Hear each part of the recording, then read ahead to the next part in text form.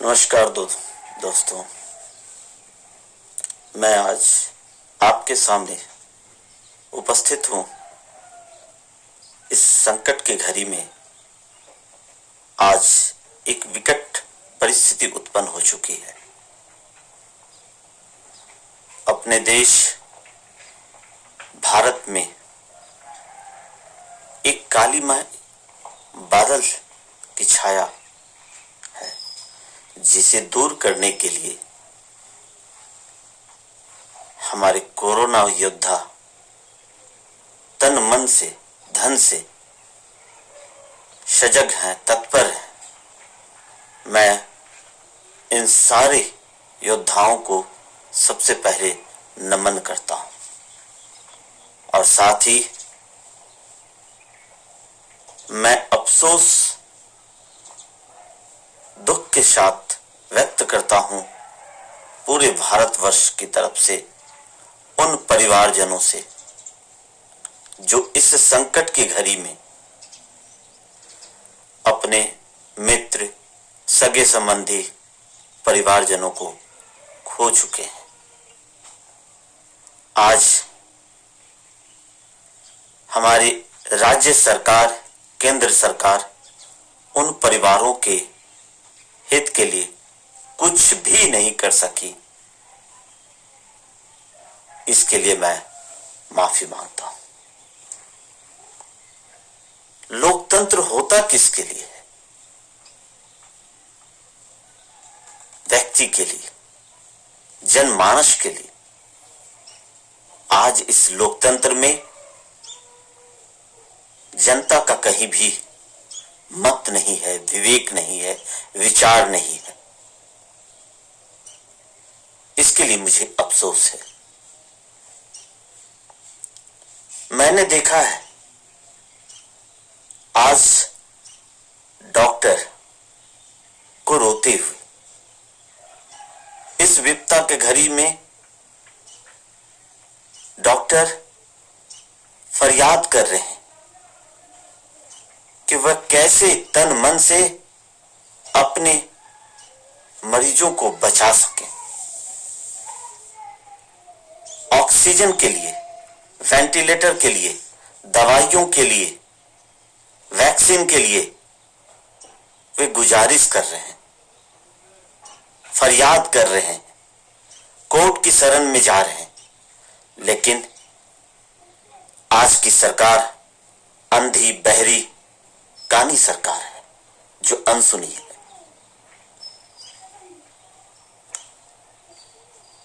इस विपदा के घड़ी में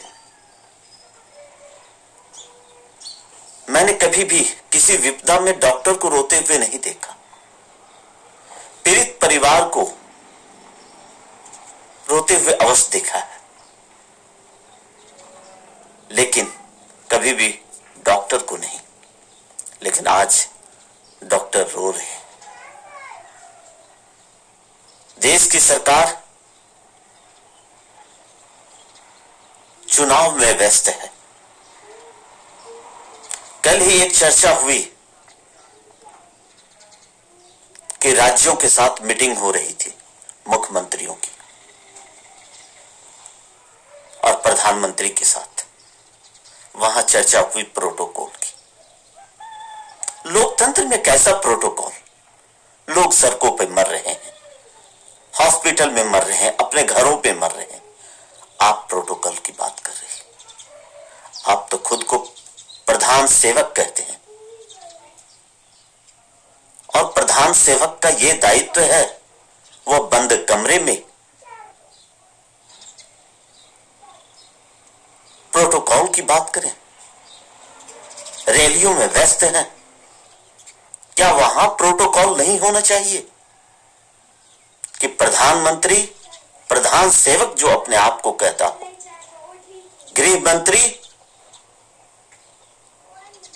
क्या चुनाव आयोग के लिए प्रोटोकॉल नहीं होनी चाहिए कि प्रधानमंत्री, मुख्यमंत्री, गृह मंत्री देश का वो पंचायत के चुनाव में, नगर निगम के चुनाव में, राज्यों के चुनाव में अपार धन संपत्ति लुटा दे? जो जनता के टैक्स से कमाई हुई पैसे, ये सोचना चाहिए। वहां प्रोटोकॉल की आप चर्चा नहीं करते।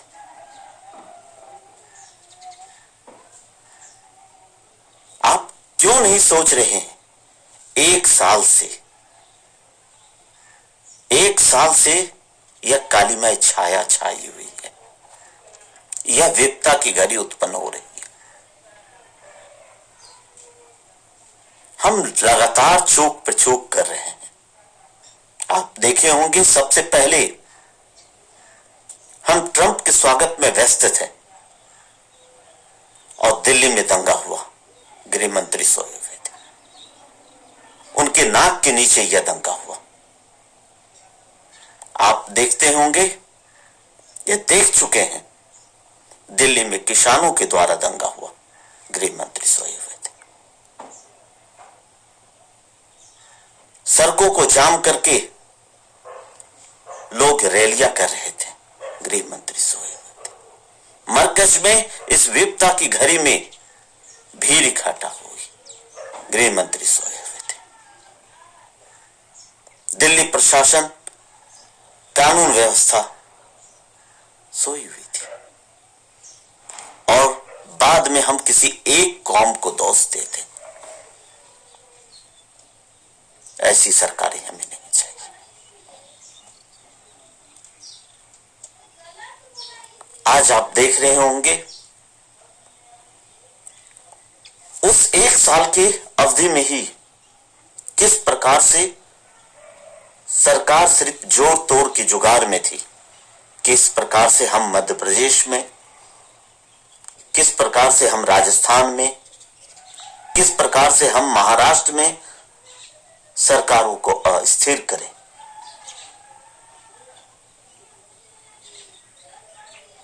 चुनाव के समय ना तो चुनाव आयोग के द्वारा, ना किसी भी सरकार के द्वारा, चाहे वह राज्य सरकार हो चाहे वह केंद्र सरकार, प्रोटोकॉल की चर्चा ही नहीं करते।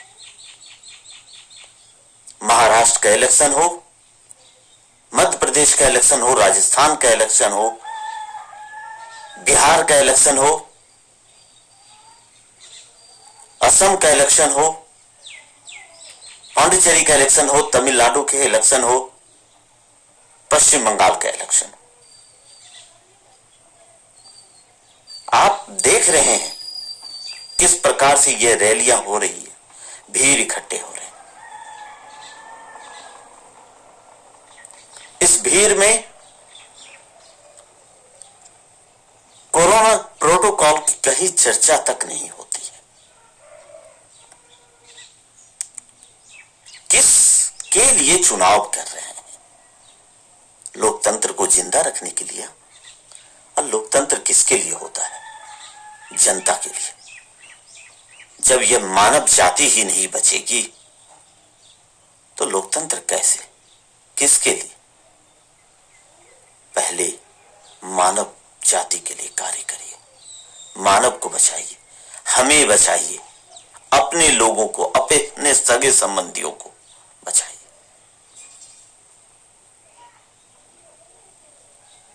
लेकिन आप देख रहे होंगे रैलियों में किस प्रकार से अपार भीड़ है। बिना मास्क के लोग, बिना सोशल डिस्टेंस के लोग इकट्ठे हो रहे हैं। दोनों हाथों से फूल फेंकी जा रही है। अगर उस व्यक्ति को कोरोना हुआ तो कितने लोग उस फूल से संक्रमित होंगे, इसका जरा भी गृह मंत्री जी को अंदेशा है? और पक्ष हो विपक्ष हो, इस विपदा के घड़ी में वह आरोप प्रत्यारोप कर रहे हैं। एक साल की अवधि में, पूरे एक साल की अवधि में ना तो देश में कहीं पर भी किसी भी कोविड सेंटर की स्थापना की गई, ना राज्य सरकार के द्वारा, ना केंद्र सरकार के द्वारा।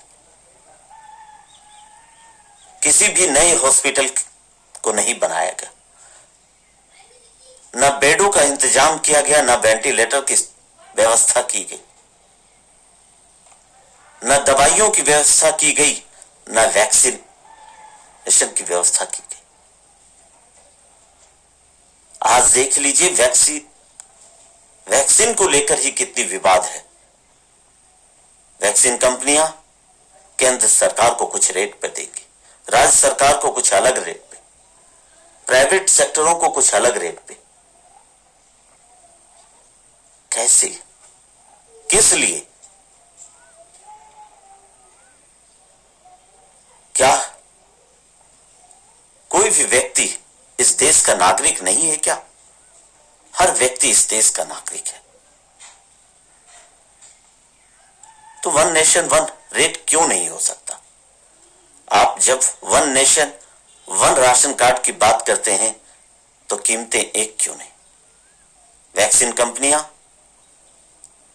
केंद्र सरकार को 150 रुपये में, 250 रुपये में फ्री में,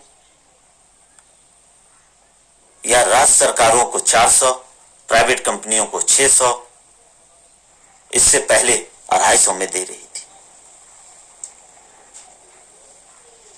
ये क्यों, किस लिए? क्या राज्य सरकारें या केंद्र सरकार हाई कोर्ट के फटकार पे, सुप्रीम कोर्ट के फटकार पर काम करेगी? चारों तरफ हर शहर में हॉस्पिटल हो, शमशान घाट हो, त्राहिमाम बचा हुआ है, लोग रो रहे हैं। उनकी किलकारियों को सुनिए।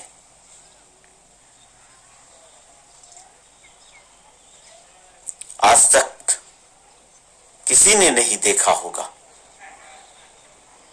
टीवी के माध्यम से ही लोग देख रहे थे कि इटली में, चीन में, अमेरिका में किस प्रकार की संकट की परिस्थिति है। सबों को दफनाने के लिए लाइनें लगी हुई है, कतारें लगी हुई। आज वही परिस्थिति हमारे देश में। हाई कोर्ट अपनी ओर से संज्ञान तो लेता है। गुजरात हाई कोर्ट हो, राजस्थान हाई कोर्ट हो, दिल्ली हाई कोर्ट हो, कलकत्ता हाई कोर्ट हो, इलाहाबाद हाई कोर्ट हो, सिक्किम, सभी हाई कोर्ट दिशा निर्देश दे रहे हैं, वह गाइडलाइन दे रहे हैं, लेकिन राज्य सरकार, केंद्र सरकार इसे मानने को तैयार नहीं है। सुप्रीम कोर्ट में जो लोग फरियादी गए, उन्हें वक्त दिया जाता है, सुनवाई को टाली जाती है। मैं पूछता हूं सुप्रीम कोर्ट से, एक आतंकवादी को बचाने के लिए, उसकी फरियाद के लिए मध्यरात्रि में 2 बजे सुप्रीम कोर्ट खोल सकती है। इतने लोगों को बचाने के लिए इस सुनवाई को टालना आवश्यक था क्या? मैं पूछता हूं, इस न्याय के लिए लोग मंगलवार तक इंतजार करेंगे? रहम करिए, चाहे वह हमारी न्याय व्यवस्था हो, कार्यपालिका हो। आज की मीडिया की तो मैं बात ही नहीं कर सकता। मीडिया भी तन मन से वह काम कर रहे हैं,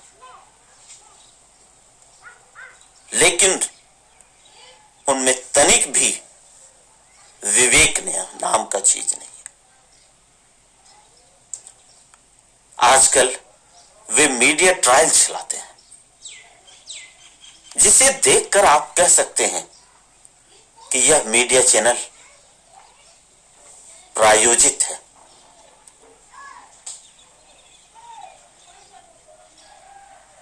आप देखिए, महाराष्ट्र में जो घटना हुई, उस घटना को, सुशांत मामले को इतना तूल दिया गया, मीडिया ट्रायल हुआ, लेकिन निकला क्या? ड्रग्स मामले में निकला क्या? कुछ नहीं। पक्ष विपक्ष एक दूसरे पर इतने अप्रत्यारोप कर रहे हैं, गलत आरोप कर रहे हैं। कल ही कैलाश विजयवर्गीय के द्वारा अमर्यादित भाषा का प्रयोग किया गया। वे कहते हैं जो झूठ बोलते हैं उन्हें कोरोना हो जाता है। राहुल गांधी जी के संदर्भ में मैं पूछता हूं, क्या इस देश के प्रधानमंत्री ने झूठ नहीं बोला जनता से कि 2 करोड़ रोजगार देंगे, हर लोगों के खाते में 15 लाख रुपए देंगे? जुमला नहीं था। हम जो बोलते हैं वह सोचिए। हरियाणा के गृह मंत्री, उनकी भाषा सुनिए।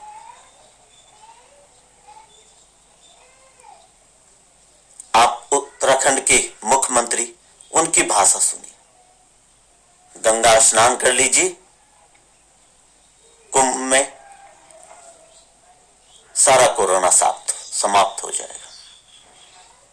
सबसे पहले मैं उनसे अनुरोध करूंगा कि वो स्नान करें और मास्क का उपयोग ना करें, लोगों के बीच जाकर काम करें।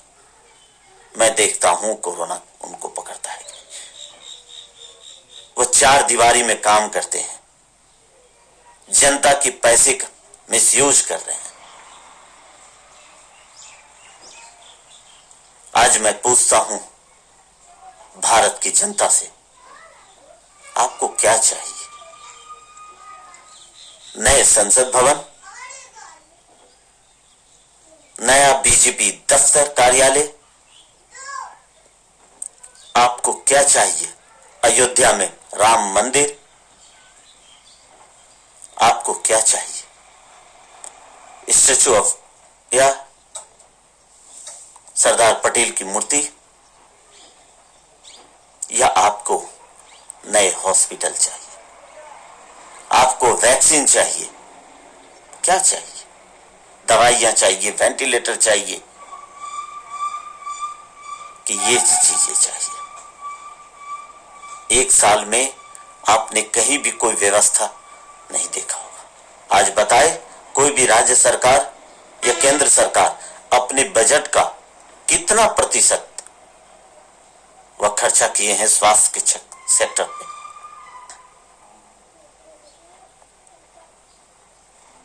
कहीं भी बढ़ोतरी नहीं हुई है। दूसरी ओर मैं यह भी बताना चाहूंगा कि गुजरात में कुछ बीजेपी नेता, उनकी ओर से रेमडेसिविर दवा की जमाखोरी की गई और उन्हें चुनावी मुद्दा के लिए वह लोगों में मुफ्त बांट रहे हैं। कहां से आई ये दवाइयां उनके पास? गुजरात सरकार के द्वारा ड्रग फार्मा कंपनी पर कार्रवाई की जाती है और वही महाराष्ट्र सरकार के द्वारा कार्रवाई की जाती है। तो पुलिस को धमकाने के लिए देवेंद्र फडणवीस, महाराष्ट्र के भूतपूर्व मुख्यमंत्री, वहां से धमकाने के लिए पहुंच जाते हैं। मैं उन्हें याद दिलाना चाहता हूं, अगर ये यूपी होती तो शायद उनका एनकाउंटर कर दिया जाता किसी आपराधिक एक्ट में। नहीं, मैं माफ चाहता हूं, ऐसा नहीं हो सकता, क्योंकि वो दोनों तो एक ही पार्टी के। गुजरात सरकार कार्रवाई करे वह सही है, ड्रग फार्मा कंपनी पर कार्रवाई महाराष्ट्र सरकार करे तो वह गलत है। देवेंद्र फडणवीस साहब से कहना चाहूंगा, पूछना चाहूंगा, 22 साल के उनके भतीजे जिन्हें वैक्सीन का टीका दिया गया, क्या वो बता सकते हैं वह कहां का कोरोना योद्धा थे?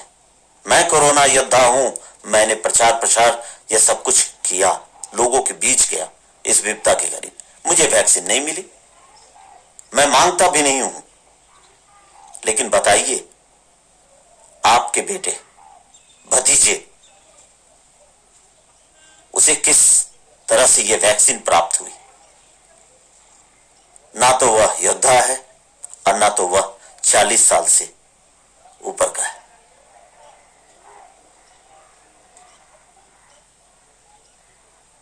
तो ये चीजें हैं, आप सोचिए। इसी प्रकार से गुजरात के मैं डॉक्टर विजय शाह से पूछना चाहता हूं, जो बीजेपी के नेता हैं। अब कहां के डॉक्टर हैं मैं नहीं जानता, लेकिन मैं पूछना चाहता हूं, वो शमशान घाटों पर राजनीति करते, जो समाज सेवी, जो लोग मुस्लिम हैं और वहां पर हिंदू सबों को जलाने में मदद कर रहे हैं, वहां पर वे ये आदेश देते हैं कि कोई भी व्यक्ति हिंदू बॉडी को ना छुए, मुस्लिम व्यक्ति। यह कहां की मानवता है, जरा आप बताइए। अपने विवेक को जिंदा करिए श्रीमान। हम किस ओर जा रहे हैं? आज मैं मोदी साहब से पूछना चाहता हूं, आपने देश को दिया, बहुत कुछ दिया, लेकिन सबसे बड़ी चीज आपने जो दी, प्रचार मंत्री का तबका। आज आप देश के प्रचार मंत्री नहीं रहे, आप वैश्विक प्रचार मंत्री हो गए। आपके अच्छे चीजों का लोग अनुसरण करें या ना करें, आज हर मंत्री संतरी, मुख्यमंत्री अपने आप को हाईलाइट करने के लिए प्रचार प्रसार पर अत्यधिक खर्चा कर रहे हैं, जो कहीं से भी उचित नहीं है।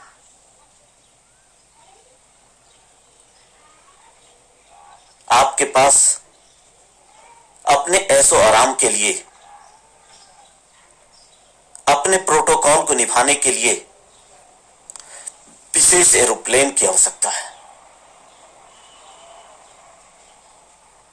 आप लोगों से आग्रह करते हैं मास्क का प्रयोग करें, आप रैलियां करते हैं। आप अयोध्या में शिलान्यास करते हैं, क्या यह उचित है? भीड़ इकट्ठा करते हैं। योगी साहब खुद मास्क नहीं लगाते हैं, रैलियां करते हैं और अयोध्या में दीपोत्सव मनाते हैं, भीड़ इकट्ठा करते हैं। क्या वहां कोरोना नहीं फैलेगा? सिर्फ आपके इन कुकृत्य कार्यों के कारण ही कोरोना फैल रही है। आप बताइए, किस ट्रेन में किस जगह सैनिटाइजेशन का काम चल रहा है?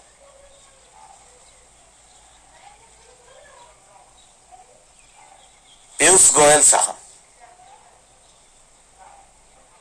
अमर्यादित टिप्पणी करते हैं ऑक्सीजन की इस विपदा घड़ी में। वे कहते हैं ऑक्सीजन व्यक्ति कम ले। ऑक्सीजन व्यक्ति कैसे कम ले? वह एक नाक से ले, एक तरफ से ले, दो तरफ से ले? क्या ऑक्सीजन कुछ मिनट ले, कुछ ना ले? कैसे ले? इसकी भी तकनीक वो बताएं।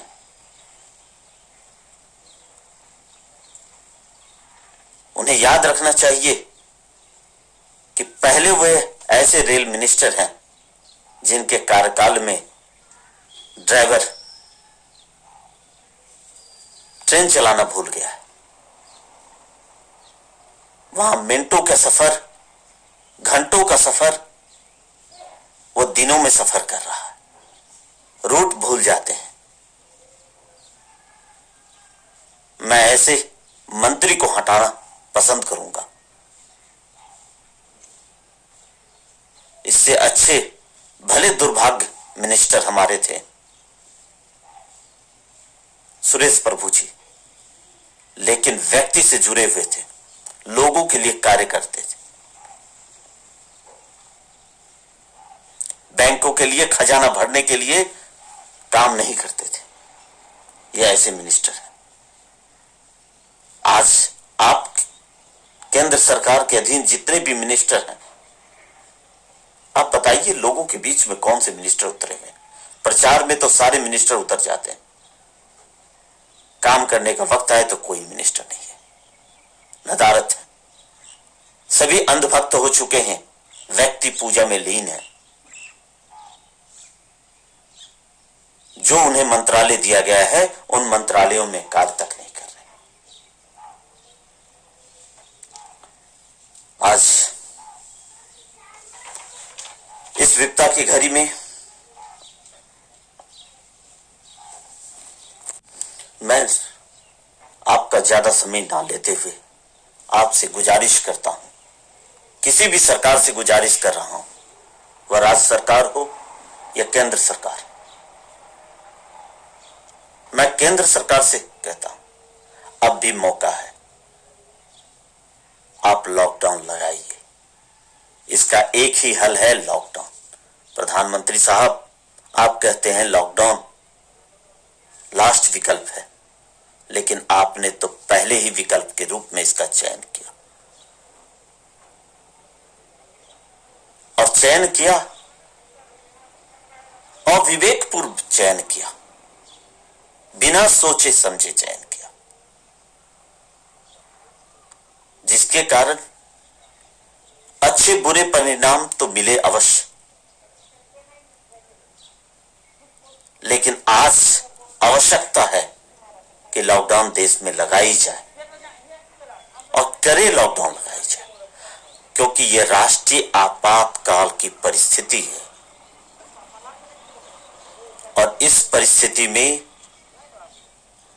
आप इलेक्शन में जहां स्वप्न देखते हैं कि पूरे राष्ट्र का इलेक्शन एक साथ होनी चाहिए, और बंगाल के इलेक्शन में चुनाव आयोग 8 चरणों में चुनाव करता है, 1071 प्लाटून का इस्तेमाल किया जाता है। आप इस राष्ट्रीय आपदा की परिस्थिति में सैनिक का प्रयोग करें, पैरामिलिट्री फोर्स का प्रयोग करें, और इस राष्ट्रीय संकट को जीतने में हम सफल अवश्य होंगे, लेकिन एक दृढ़ इच्छा शक्ति की आवश्यकता है। आप अपने लोगों की रक्षा करिए। आप विश्व नेता बनने से पहले राष्ट्र नेता बनने का प्रयास करिए। आप भूल रहे हैं वो दिन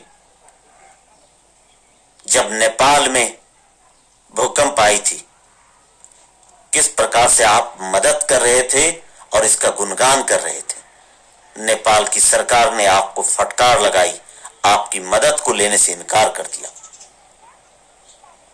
आप भूल रहे हैं उस परिस्थिति को जब आज आप 80 देशों के गुणगान कर रहे हैं कि मैंने उनकी मदद की। गुणगान करने वाला व्यक्ति, मदद करने वाला व्यक्ति, देने वाला व्यक्ति कभी भी गुणगान अपनी नहीं करता कि मैं ये कर रहा हूं। आप उसकी गुणगान बंद करिए। आप राष्ट्र नेता बने, अपने लोगों, अपने सगे संबंधियों की मदद करें। आज हर व्यक्ति को देश में आपकी ओर देख रहा है कि आप क्या कर रहे हैं। आप शपथ ग्रहण करें कि मैं सिर्फ पीएम इलेक्शन में प्रचार प्रसार करने जाऊंगा और बाकी किसी में भी नहीं। ऐसी इच्छा शक्ति चाहिए, ऐसे प्रोटोकॉल इसे कहते हैं। पंचायत इलेक्शन, नगर निगम के इलेक्शन, व्यापार संपत्ति को लुटाना से प्रोटोकॉल नहीं कहते। वह देश की संपत्ति है, जनता की संपत्ति, आपकी संपत्ति नहीं। वह राष्ट्र की संपत्ति है। उस पैसे का इस्तेमाल आज आप दवाइयों में, वैक्सीन में करिए। मैं उस प्रधानमंत्री केयर फंड का आज आप इस्तेमाल करिए और पारदर्शिता ट्रांसपेरेंसी लाई। आज आप अपने लोगों को बचाने के लिए वेंटिलेटर, बेड, डॉक्टर या पारा स्टाफ, जितने भी लोग, टेक्नीशियन, जो भी हॉस्पिटल में हो या पढ़ाई कर रहे हैं, उनका इस्तेमाल आज आप उन्हें ऑनलाइन ट्रेनिंग देके सभी हॉस्पिटलों में यूज करिए। आप विश्वविद्यालय में, होटलों में, विवाह भवनों में, कम्युनिटी हॉल में, रेलवे स्टेशनों पर का उपयोग जो है आप कोविड सेंटर के रूप में करिए। और इसका इस्तेमाल हम कर सकते हैं, आप कर सकते हैं, हमारी सेना कर सकती है। ये इच्छा शक्ति है भारत के नागरिकों में। बस सरकार की सोच होनी चाहिए, मनसा होनी चाहिए, तत्परता होनी चाहिए। आज बंगाल स्थिर है। ठीक इलेक्शन के बाद आप कहिएगा कि बंगाल में लाखों लोग मर रहे हैं कोरोना से, सरकारें कुछ नहीं कर रही। आखिर इसे अस्थिर कौन किया, ये सोचना होगा। आप जागिए, आप जागिएगा, देश जागेगा। और थाली, घंटी बजाकर, दिए जलाकर कोरोना को नहीं भगाया जा सकता। थाली, घंटी, दीप भारतीय परंपरा में स्वागत हेतु बजाए जाते हैं, भगाने के लिए नहीं। गलत परंपरा की शुरुआत मत करिए। जन चेतना जागी और वह चेतना आपसे निकल सकता है। इसीलिए मैं पुनः सभी राज्य सरकारों से और सभी केंद्र सरकार, सभी राज्य सरकार, केंद्र सरकार से गुजारिश करता हूं, मंत्री संतरी जनता से, कि इस विपदा की घड़ी में पक्ष विपक्ष को भूलकर, आरोप प्रत्यारोप को भूलकर हम इकट्ठा हों। हम दूसरे देशों से मदद लें, तभी अपने लोगों को बचा सकते हैं। चाहे ऑक्सीजन हो, वेंटिलेटर हो, और इसका इस्तेमाल करके हम अपने लोगों को बचा सकते हैं। धन्यवाद। इन्हीं बोलों के साथ मैं अपने वक्तव्य, अपने विचार को समाप्त करना चाहता हूं। आशा है हमारे देश की सरकार, हमारे देश की न्याय व्यवस्था, हमारे देश की मीडिया अवश्य आएगी। धन्यवाद।